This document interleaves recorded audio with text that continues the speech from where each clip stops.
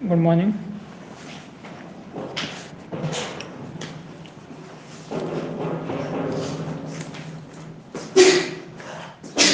कल तक हमने ग्रामीण नगरीय जनसंख्या भारत की और लिंगानुपात के बारे में बात कर ली थी। आज इसी चैप्टर के दो और महत्वपूर्ण विषय हैं जिनकी हम बात करेंगे। पहला इसमें है आयु वर्ग। आयु वर्ग का मतलब होता है किसी भी जनसंख्या में विभिन्न आयु का जो वर्गीकरण करना आयु वर्ग कहलाता है। लोगों को आयु के अनुसार जो क्रमबद्ध रूप से सुव्यवस्थित करना। इसकी आवश्यकता क्यों पड़ती है? क्योंकि इसके अध्ययन से हम श्रम शक्ति कि कौन से व्यक्ति जो श्रम में लगे हुए हैं, जो काम में लगे हुए हैं या कार्यशील जनसंख्या में हैं, कौन सी जनसंख्या का वर्ग है जो किसी दूसरे पर आश्रित हैं या फिर दीर्घ आयु आदि के बारे में हम जानकारी प्राप्त करते हैं, तो ये आयु संरचना का ही महत्वपूर्ण हिस्सा होता है। इसके बाद हम इसको 3 भागों में बांट सकते हैं। पहला आएगा किशोर, दूसरा प्रौढ़, तीसरा वृद्ध। इसके बारे में हम पहले भी विश्व के भूगोल में बात कर चुके हैं। पहले में किशोर 15 वर्ष से कम आयु के जितने भी जो व्यक्ति होते हैं, बच्चे होते हैं, उनको किशोर आयु वर्ग में शामिल करते हैं। प्रौढ़ इसमें 15 से 55 वर्ष की आयु के लोगों को शामिल किया जाता है। और वृद्ध इसमें 60 वर्ष से अधिक आयु के जो लोगों को शामिल करते हैं। तो हम देखते हैं भारत के परिप्रेक्ष्य में देखते हैं तो 2011 की जो जनगणना है उसके अनुसार देश की 35.6% जनसंख्या किशोर वर्ग में आती है, अर्थात पहले वर्ग में आती है, जिनकी जनसंख्या जिनकी आयु 15 वर्ष से कम है।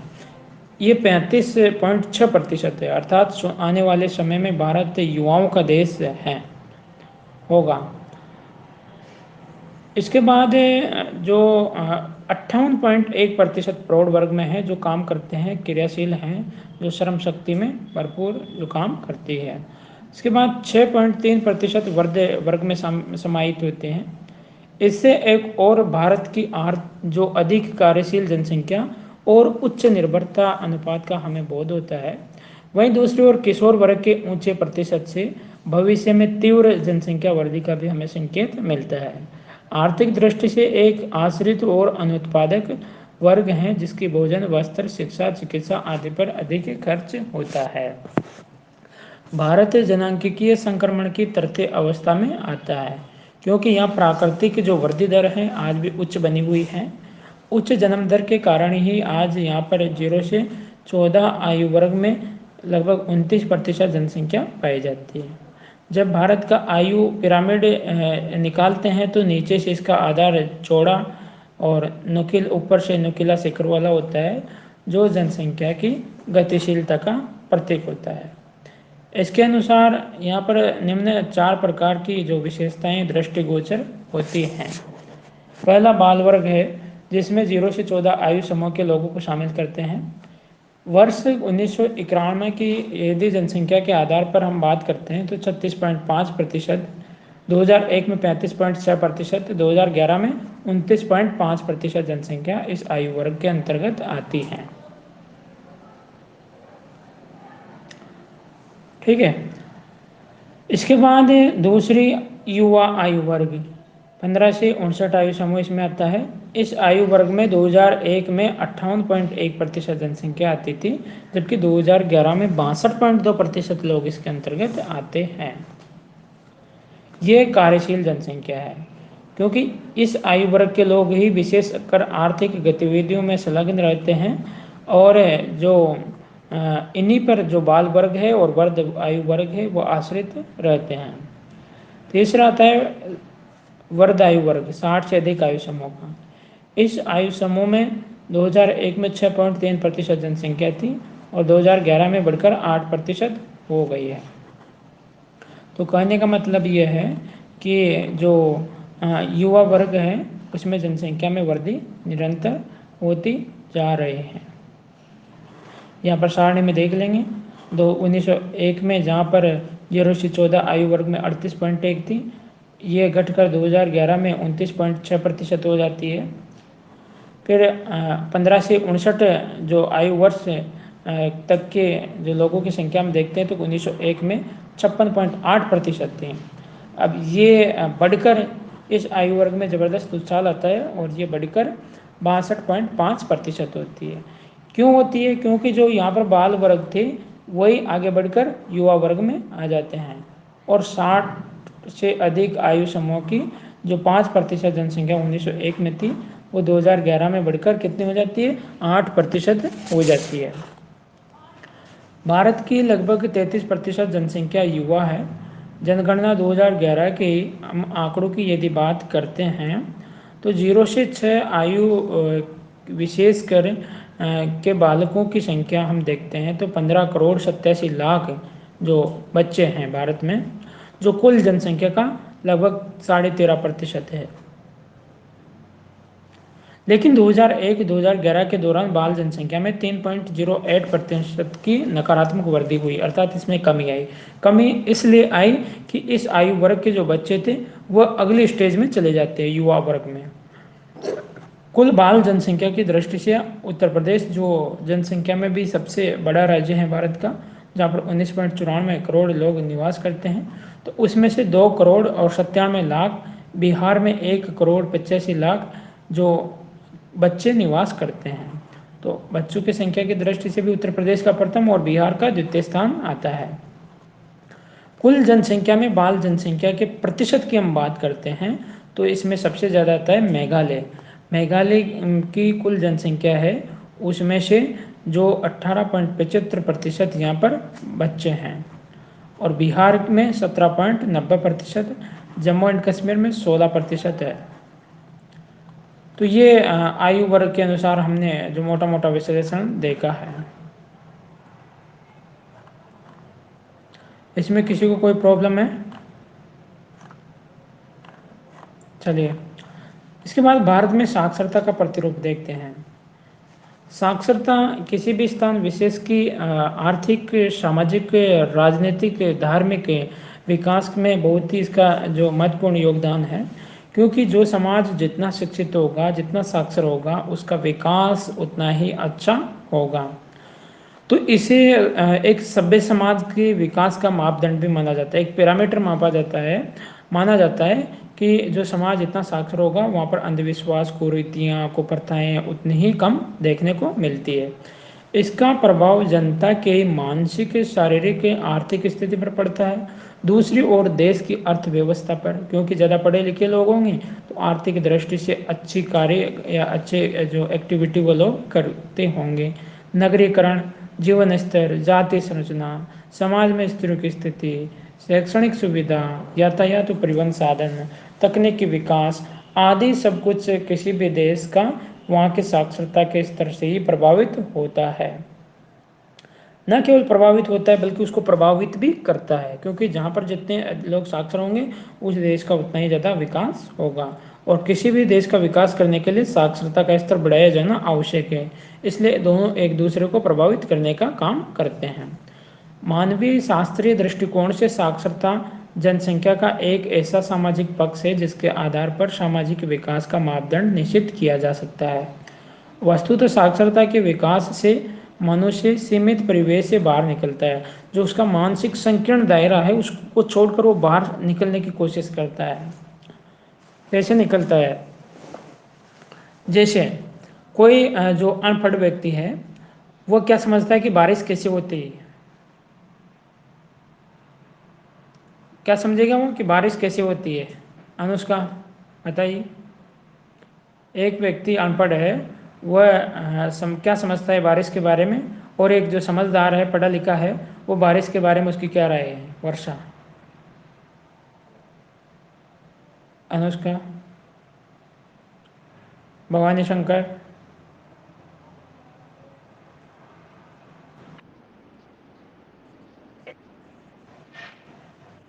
एक हाँ।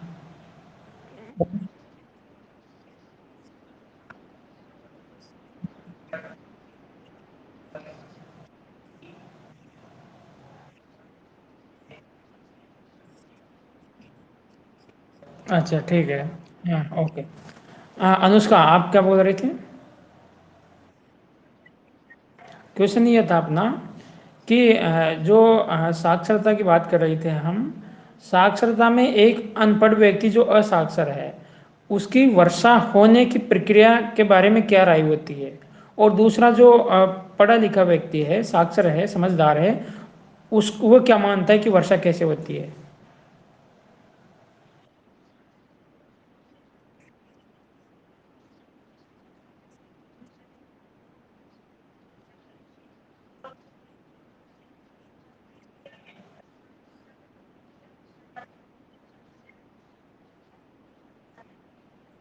Very good.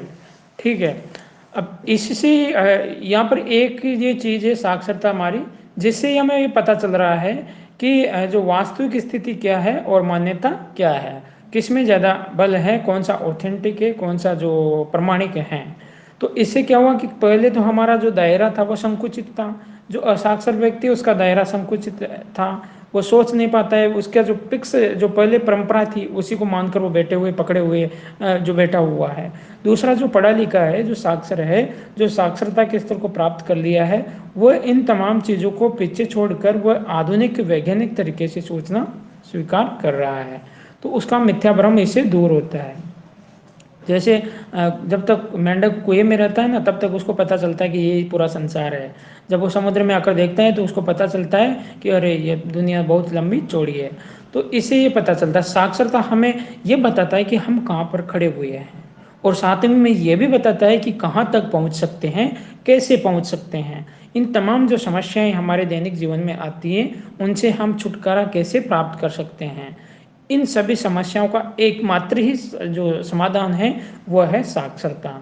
या शिक्षा के स्तर बढ़ेगा, चाहे जैसे महिला अपराधों में जो रोकथाम लाना हो, या दूसरे अपराध हैं, बाकी चोरी डकैती लूटपाट, इनके अलावा और भी जो कुप्रथाएं, जो अंधविश्वास हैं, इन सभी को दूर करने का एकमात्र जरिया है साक्षरता के स्तर में वृद्धि करना। इसलिए सामाजिक आर्थिक राजनीतिक प्रवृत्ति से ये संबंधित हैं और उनको प्रभावित भी करता है। अब साक्षरता को प्रभावित करने वाले कारक कौन कौन से हो सकते हैं। तो साक्षरता को प्रभावित करने वाले कारक ऐसे हैं जिनको साक्षरता भी प्रभावित करती है और वह कारक साक्षरता को भी प्रभावित करते हैं, दोनों तरह से एक दूसरे को प्रभावित करते हैं। अभी बात करते हैं। जैसे सबसे पहले अर्थव्यवस्था का प्रसार। अर्थव्यवस्था का प्रसार का मतलब कि किसी देश विशेष की सरकार के पास इनकम के क्या सोर्सेज हैं, क्या साधन अवेलेबल हैं। अब ये कैसे प्रभावित करेगा। अब किसी राज्य के पास जब पैसा अतिरिक्त उपलब्ध होगा तभी तो स्कूलें खोलेंगे, टीचर रखेंगे, स्टूडेंट्स को पढ़ाने के लिए सुविधाएं प्रदान करेंगे। ठीक है। तो ये चीज़ जो उसको जो प्रभावित कर रही है, किसको, साक्षरता को प्रभावित कर रही है। अब साक्षरता कैसे प्रभावित करेगी। जब स्कूल अच्छे खुलेंगे, अच्छे बच्चे पढ़ेंगे, जो तमाम चीज़ें जो पूरे राज्य की साक्षरता दर बढ़ेगी, तो ऑटोमेटिक औद्योगिक क्रियाओं में वृद्धि हो जाएगी, ऑटोमेटिक सर्विस सेक्टर में जो वृद्धि होगी, कृषि करने का तरीका बदल जाएगा, परिवहन के साधनों में उन्नति हो जाएगी। तो उस राज्य की आर्थिक स्थिति उतनी ही ज़्यादा अच्छी होगी जितनी साक्षर होगी। तो साक्षरता एक दूसरे को इस तरह से प्रभावित करती है। नगरीकरण का स्तर, ये भी साक्षरता को प्रभावित करता है कि जहाँ पर नगरीकरण होगा वहाँ पर अच्छे अच्छे उच्च कॉलेज, ऊँचे जो शिक्षण संस्थान, कोचिंग्स वगैरह होती है, तो वह साक्षरता को प्रभावित करते हैं। जीवन स्तर भी साक्षरता को प्रभावित करने वाले महत्वपूर्ण कारकों में से एक कारक है। कैसे करते हैं कि किसी परिवार का जो रहने का तरीका या जीवन का स्तर अच्छा है तो वो अच्छे शिक्षण संस्थान में अपने बच्चों का दाखिला करवाते हैं और वहाँ पर उनकी पढ़ाई मुहैया।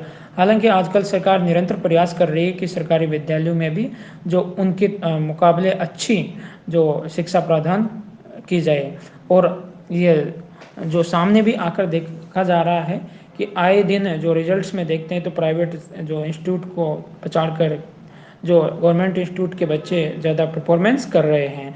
तो ये तमाम सुविधाएं हैं जो इसको भी प्रभावित करते साक्षरता को। जातीय संरचना, अब जाति विशेष की अलग अलग संरचनाएं हैं। जैसे जो जिन जातियों में जो साक्षरता की स्थिति अच्छी है या जो जागृत हैं, ठीक है, वह जो वहाँ की जो बच्चों को पढ़ाने के प्रति अच्छी रुचि रखते हैं। इसके अलावा बैकवर्ड जातियाँ हैं जो जिन्हें प्राचीन भारत से अछूत माना जाता था, उनमें जो ये रुझान कम था पहले, लेकिन आजकल सरकार के प्रयासों से और जागरूकता के स्तर से निरंतर ये कोशिश हुई है, जिसका परिणाम है कि लगभग सभी समाजों के लोग जो बच्चों को पढ़ाने की कोशिश कर रहे हैं। इसके अलावा भी कई ग्रामीण क्षेत्रों में हम देखते हैं कि जो कई जगह बालिका साक्षरता जो कम देखी जाती है, या फिर उनकी ये मान्यता होती है कि जो विद्यालय स्तर पर ही बालिकाओं को जो विद्यालय स्तर की शिक्षा प्रदान करके ही छुड़ा दिया जाता है। तो समाज में स्त्रियों की स्थिति भी साक्षरता से ही प्रभावित होती है। जैसे समाज में अ, जैसे ग्रामीण क्षेत्र के जो परिवार हैं, हालांकि अब चेंजेज आए हैं, लेकिन रियल उदाहरण मैं बताता हूँ कि जो बड़े शहरों में जो उसको बालिका को अकेला पढ़ने के लिए नहीं जाने देने से अवरोध लगाते हैं और तमाम तरह की जो बातें होती है, तो समाज में कहने का मतलब स्त्रियों की स्थिति उतनी अच्छी उन्नत नहीं हो पाई है अभी तक भी, और ये सब कुछ प्रभाव इसका है कि साक्षरता स्तर अभी भारत का कम है। मूल्य प्रणाली, एक और चीज़ ये आती है कि साक्षरता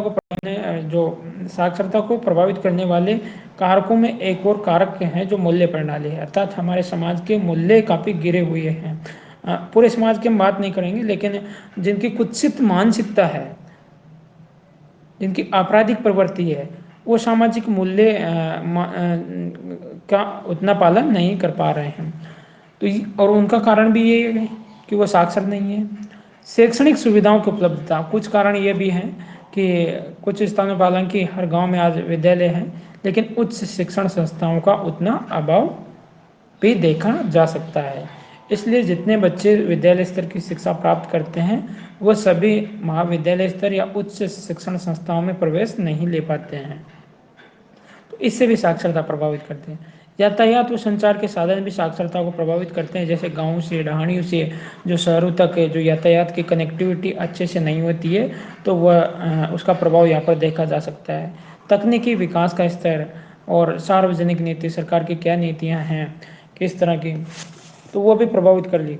आज सरकार की नीतियाँ ही हैं जिनकी वजह से भारत में, राजस्थान में साक्षरता के दर में निरंतर वृद्धि हो रही है, और जो बालिकाओं की भी शिक्षा अच्छे से अच्छी जो प्रदान की जा रही है।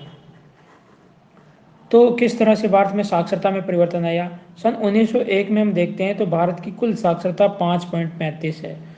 कुल जनसंख्या की केवल 5% भाग ही ऐसा था जो साक्षर थी।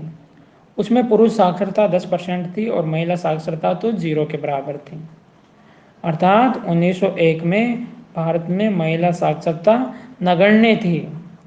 2011 में बढ़कर जो 5% का 74% पर पहुंच गए हैं, और पुरुष साक्षरता की हम बात करें तो ये 82.14% हो गई है। 82.14% साक्षर जो पुरुष हैं, और महिला साक्षरता इसकी तुलना में काफ़ी पिछड़ी हुई है।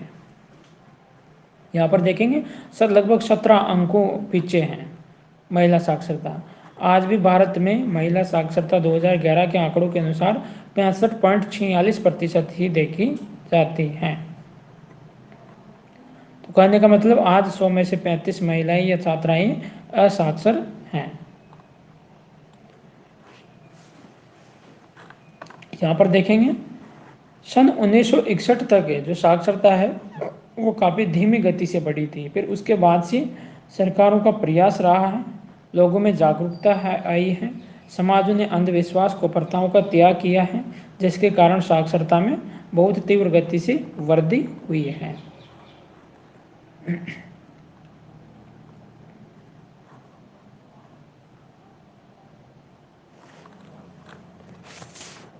इससे यह स्पष्ट हो जाता है कि किसी भी देश में पुरुष साक्षरता की अपेक्षा महिला साक्षरता में तीव्र गति से वृद्धि होनी चाहिए, और हो रही है। सन 1981 के बाद तो साक्षरता वृद्धि की गति और तेज हुई। महिला साक्षरता में तीव्र वृद्धि, सामाजिक जागरूकता, सरकारी प्रोत्साहन।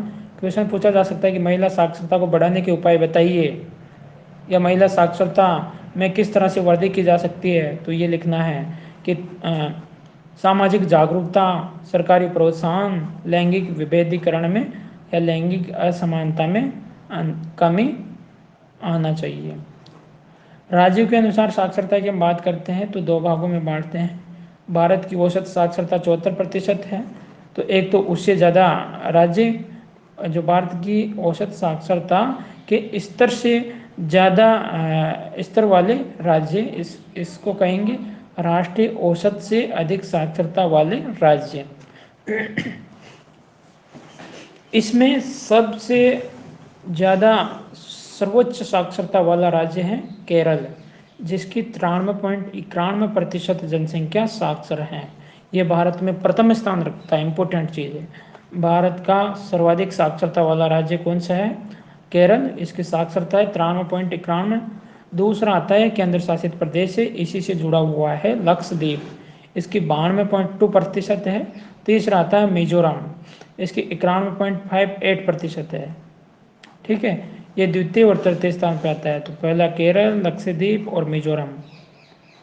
ठीक है, पुरुष साक्षरता दर में लक्षद्वीप सर्वाधिक है, इसकी 96% साक्षरता है, और केरल द्वितीय स्थान पर है।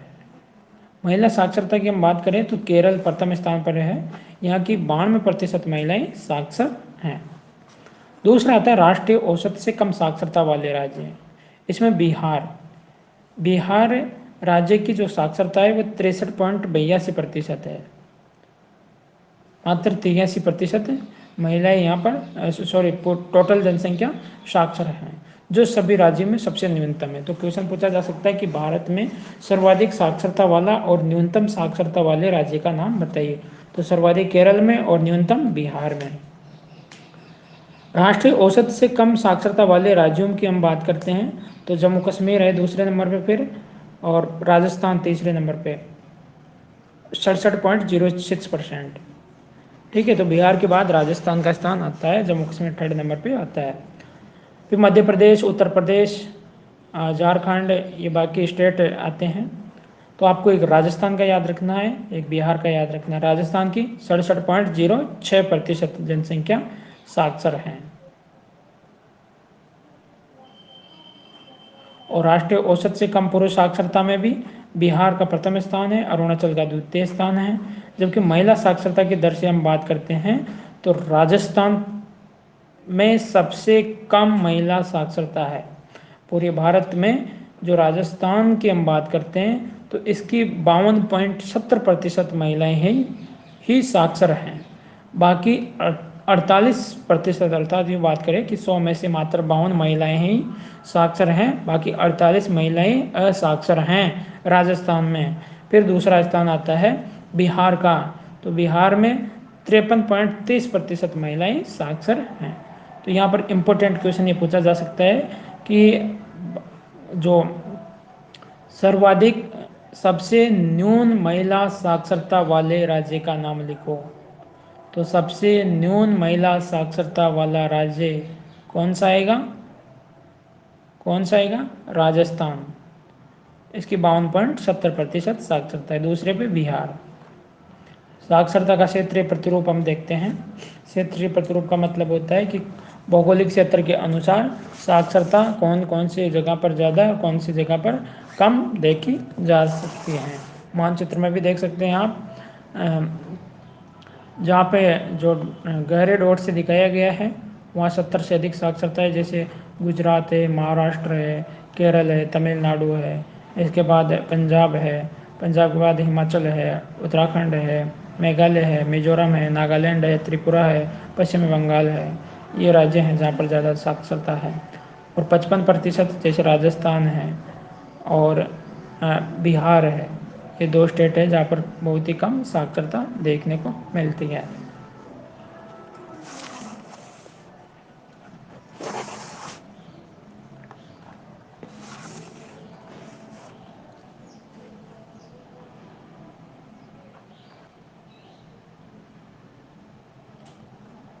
तो इसमें किसी को कोई डाउट हो तो साक्षरता को लेकर और आयु वर्ग को लेकर।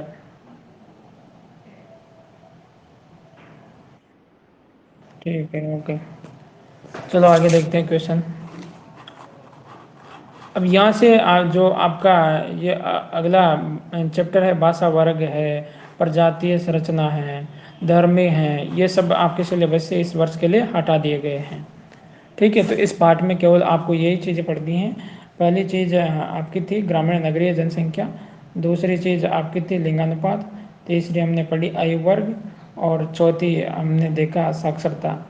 सबसे ज़्यादा इम्पोर्टेंट जो रोल है वह साक्षरता को लेकर है। तो ये दो जो पार्ट है ये हमारे कंप्लीट होते हैं। बस आज के लिए हम इतना ही देखते हैं, बाकी नेक्स्ट क्लास में देखेंगे। Thank you.